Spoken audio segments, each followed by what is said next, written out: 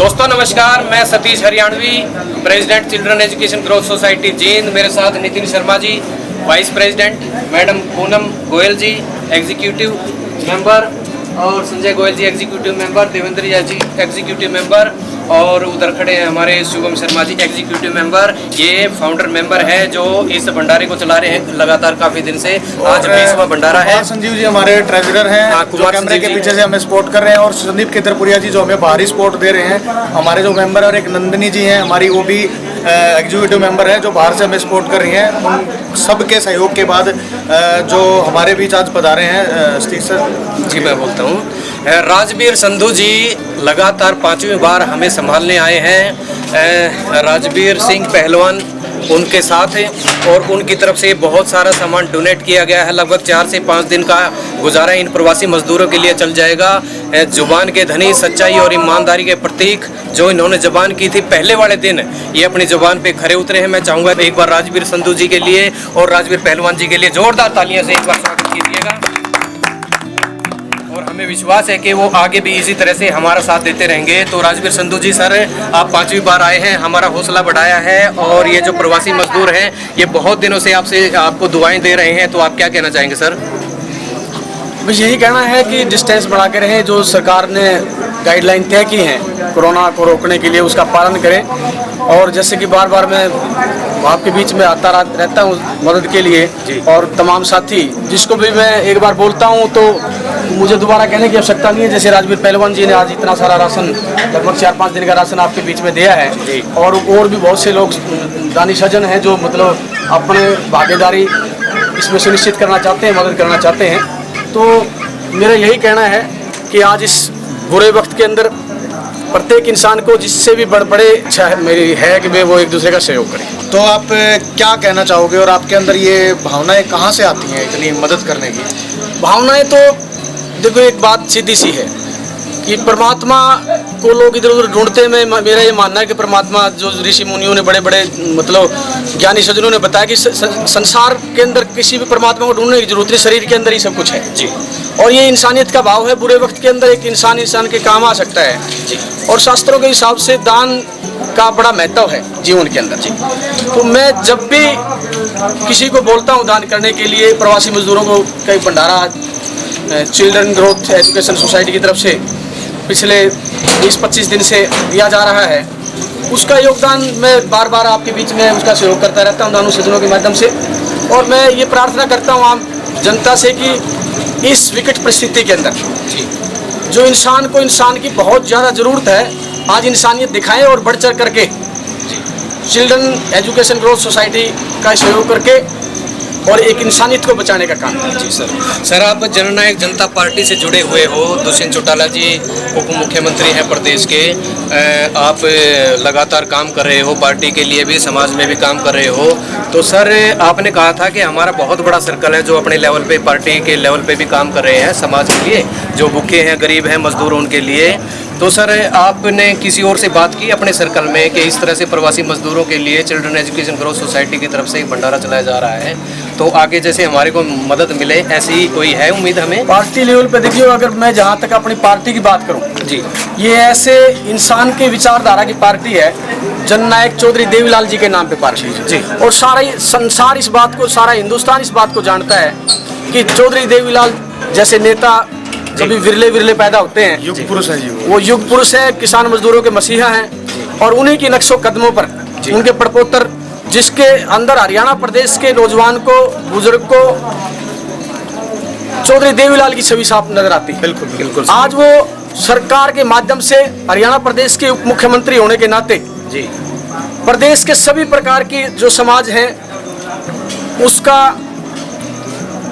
बीड़ा उठाए हुए समाज के बुराइयों को दूर करने के लिए और आम जनजीवन तक उनकी मदद किस तरीके से पहुंचे, हमारी विशेष तौर पे जो जननायक जनता पार्टी के लीडर हैं, वर्कर हैं, उनकी ड्यूटी लगाई है। मेरी भी पार्टी के आला नेताओं से भी और कार्यकर्ताओं से बात हुई है।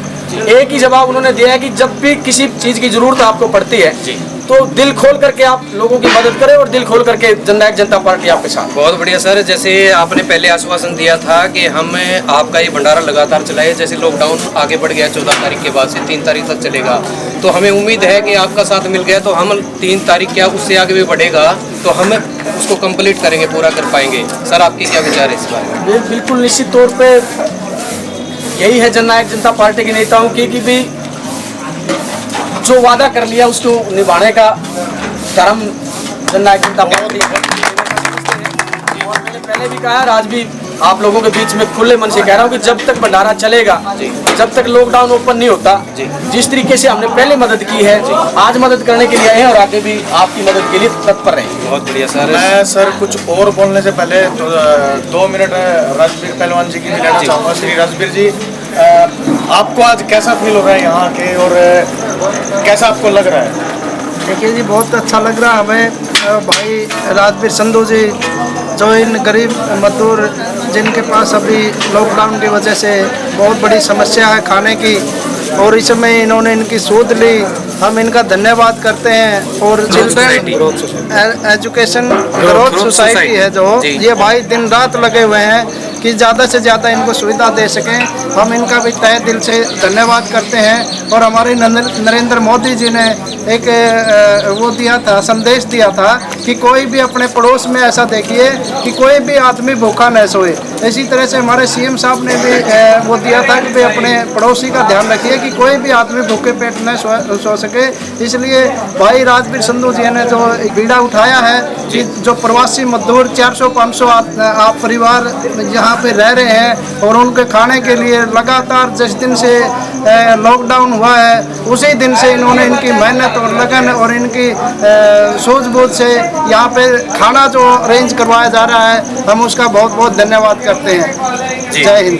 सर एक यहाँ साइड में एमपी की महिलाएं रहती हैं, मजदूर महिलाएं, और पिछली साइड में भी कुछ महिलाएं हैं, तो उनका जिम्मा मैडम पूनम को दिया हुआ है। ये बहुत अच्छे से उनकी सेवा कर रही है, उनको संभालती रहती है, उनके पास जब राशन खत्म हो जाता है तो उनके पास भिजवाती है। तो पूनम जी के बारे में आप क्या कहना चाहेंगे सर?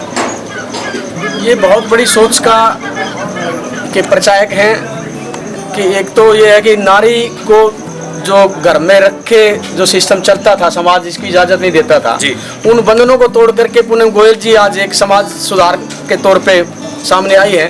तो मैं इनका बार बार धन्यवाद करता हूं और यही कहूंगा कि जो उम्मीद जिस सोच के साथ आप आगे बढ़ रही हैं, हम आपके साथ खड़े हैं। आपको बिल्कुल भी किसी भी चीज़ की ज़रूरत है, हम आपका तहे दिल से साथ देने के लिए तैयार हैं। बहुत बढ़िया सर।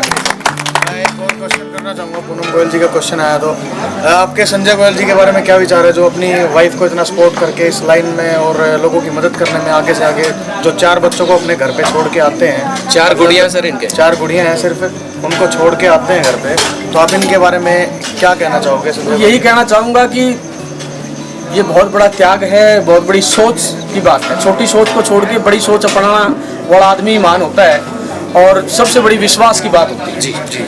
और मैं जितना पुण्य का काम ये कर रही हैं, उसके पुण्य का जो प्रताप है वो संजय गोयल जी को भी मिलेगा। और इसी सोच को बनाए रखिए, समाज को आगे बढ़ाने का काम। तो दोस्तों, ये है हमारे दानी सज्जन राजवीर संधू जी। इनके बारे में जितना भी कहूँ उतना ही कम होगा। दोस्तों, आज इन्होंने 5वीं बार हमें संभाला है, और आगे का भी इन्होंने, ऐसा नहीं है कि 5वीं बार है, 4थी बार है, 6ठी बार है, ये छोड़ देते हैं आप। आज हम इनके बारे में काउंटिंग नहीं करते।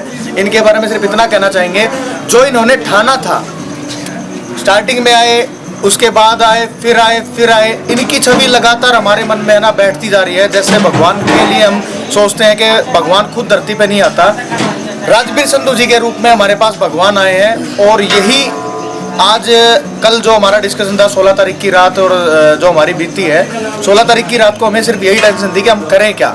संधू जी के पास हम फ़ोन नहीं कर पाए हेजिटेशन की वजह से, क्योंकि थोड़ा हेजिटेट हो गए थे कि 4 बार मदद कर चुके हैं, दोबारा बोलेंगे तो वो सोचेंगे कि यार हरियाणा वाले तो मतलब कहावत सही होगी कि उंगली पकड़ाओ पोंछा पकड़ने वाला काम हो गया। तो हम नहीं कर पा रहे थे, लेकिन देखिए शायद ये अपने बच्चों को समझते हैं और आज बिना बोले हमारे बीच राशन लेके पहुंच गए हैं। उस दिन एमपी वाली महिला को रोना आ गया था, आज सच बताऊं तो हमें भी रोना ही आ रहा है अंदर से, लेकिन मैं भावुक होके कोई ड्रामा क्रिएट नहीं करना चाहता, कि आपको जैसे लगे कि सब हो रहा है, मैं इन मजदूरों का ही भाग्य समझूंगा और हमारी मेहनत और राजवीर जी का जज्बा जो यहाँ ये बिना बोले पहुँच जाते हैं और हमारी सेवा करने के लिए, प्रवासी मजदूरों की सेवा करने के लिए। राजवीर जी और राजवीर पहलवान जी, मैं आप सबको, मैं पूरी टीम की तरफ से फिर से आज एक ग्रैंड सैल्यूट करूँगा। सैल्यूट नहीं, ग्रैंड सैल्यूट सर। जय हिंद, जय भारत।